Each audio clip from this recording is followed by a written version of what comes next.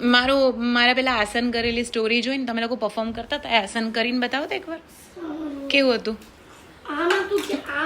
આમ હતું, આ પગ આમ, પછી આ હાથ અહીંયાથી આમ, પછી પાછળ આ હાથ અહીંયાથી આમ. આમ બે સહેજ નજીક બેસો, નજીક આવતો રહ્યો તું સહેજ.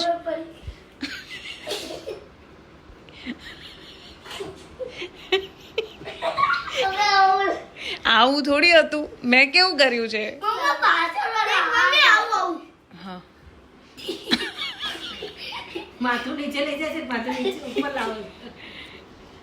મેં હમણાં ફરીથી કરીને બતાવ્યું તમને લોકોને.